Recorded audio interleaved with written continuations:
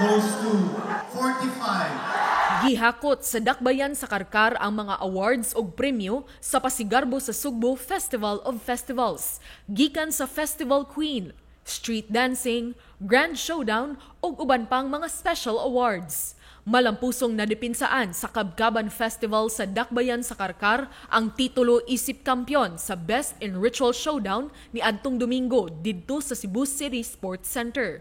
Sila usab ang midaog sa street dancing. Gawas niini, ang Kabkaban Festival maoy nakakuha sa Best in Jingle ug ikatulo sa Best in Andas. Para nako, salamat kay sa Ginoo nga nahimo na sa madaogon ang among siyudad sa Karkar, no? Kining tanan amo gyud gipanikamutan, mahimo ginamo pero dili na mo mahimo wala pa ang Ginoo nga paluyon. Ang ilang lead dancer nga si Mia Loreen Tamayo maoy nakakuha sa titulo nga Festival Queen. Diin, laing back-to-back gihapon kini kay ang Karkar Festival Queen sub ang midaog kani adtong tuig 2019. Honestly, I cannot put into words. But one thing's for sure, I'm very grateful and I'm so happy. This one's for Karkaranon.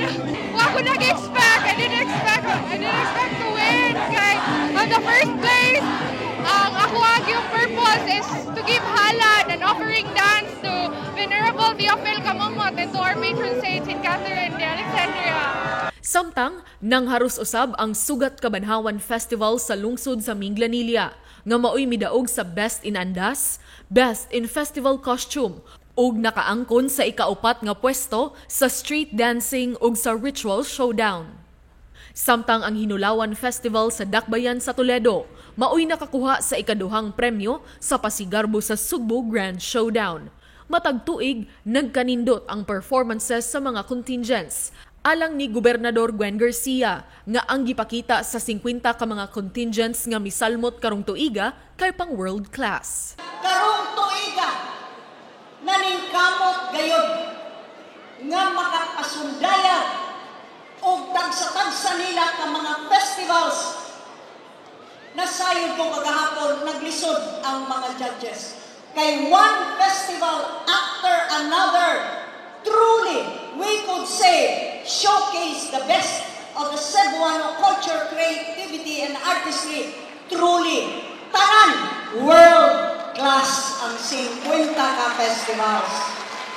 Sa iyang bahin, mipadayag sa iyang pasalamat si Victor Cuenco, usa sa mga choreographers sa Pasigarbo diin, tulo sa iyang gitudluan o gidala nga contingents nakasud sa top 10 Best in Ritual Showdown o top 5 sa Best in Street Dancing. Congratulations to all the winners unya ana gyud kompetisyon. Kung di ta kadaog ron, ato gyud dawaton. Better luck next time. And then of course, sa ato gyud nga gobernadora si Dogwin wag gyud kuwang no nga iya gyud after 2 years of pandemya iyang ibalik ni kay sa iyang giingon na nga ibalik na to sa katawhan, no? Ang iyang gitabang pod suporta sa gobernador. Karon nakita gyud nga ang iyang balik ani nga kagrandiosa sa atong Pasigarbo sa Subo 2022. Uban sa taho ni John Fredson Granada, Paula Mendoza, Balita sa Subo.